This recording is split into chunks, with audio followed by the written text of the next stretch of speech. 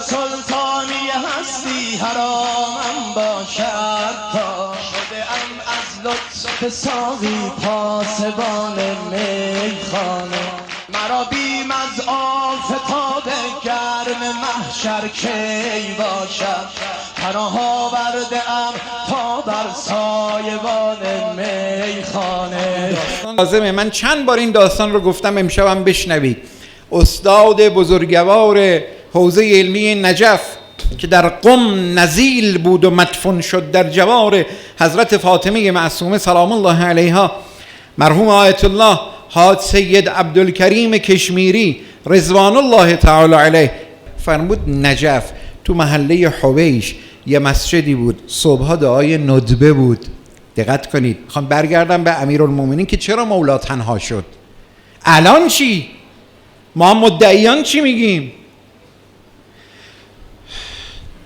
دعای ندبه بود. یه آقایی بلند شد وسط دعای ندبه چنین گفت، همه داشتن میگفتن اللهم عجل ولیک الفرج و دعای ندبه و گریه و توسل و اشک و آقای مداح به قوله عربا رادود داره میخوانه.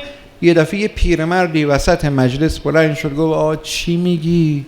امام زمان بیایید بیایید بیایید، آقا جان یا صاحب الزمان نیایید نیایید نیایید، که اگه آمدید اول کسی که رفوزه است منم. اینو گفت آقای مجلسدار مسئول هیئت، ایشونو گرفت از مسجد بیرون کرد، از اون محله حسینیه. مجلس ما رو به هم میزنی؟ دعای ندبه ما رو به هم میزنی؟ برو بیرون. این رفت. جلسه تمام شد، آقای مؤسس جلسه، میاندار جلسه، رفت خانه استراحت کند قبل از اذان جمعه، نماز ظهر جمعه. در قبل از خدمت شما عرضم فضیلت نماز خوابید. خواب دید آقا حجت ابن الحسن تشریف آوردن منزلش. تا اومدن منزلش، وقتی که وارد شدن اشاره کردن اول به ماشینش، این ماشین تو قصبیه، از کجا آوردی؟ این پولش از کجا و کجا؟ پول حرام رو رفتی ماشین خریدی؟ یک مالت فلان، رفتارت با ناموست، با همسرت، با بچت، با همسایت، حقوق این حقوق اون. آنقدر امام زمان تو خونه به این آقا ایراد گرفتن که کار رسید به جایی که خودش گفت تو عالم رؤیا اومدم حضرت حجت رو دستشونو گرفتم، نعوذ بالله خاک بر فرق من و این گفتارم، حضرت رو از خونم بیرون کردم. گفتم ما امام زمان نخواهیم کیو ببینیم؟ اومدی مال و اموال و زندگی ما را به نقد کشیدی آقا، از هر جا آوردم، به شما چه؟ پرید از خواب بالا، اومده بود خدمت آقای کشمیری، فرمودن گریه می کرد، اشک می ریخت. گفت چه کنم؟ گفتن بهت نشون دادن که غربال می کند امام زمان، غربال خداست. از کجا آوردی؟ همینطور.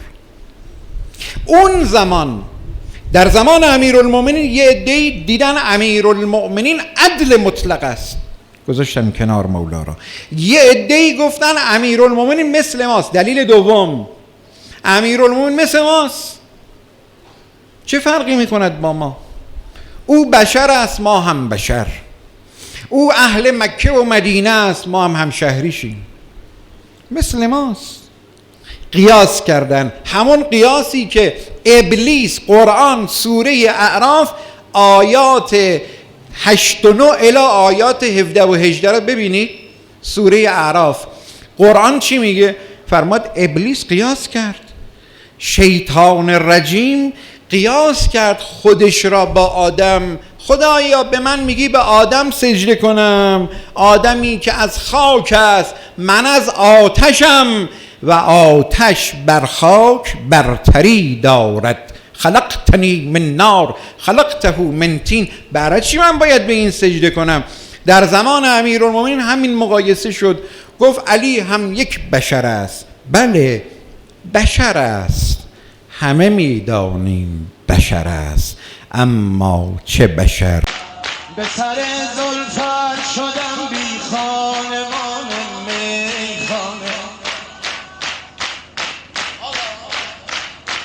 بسپاریدم به خاک آستان میخانه.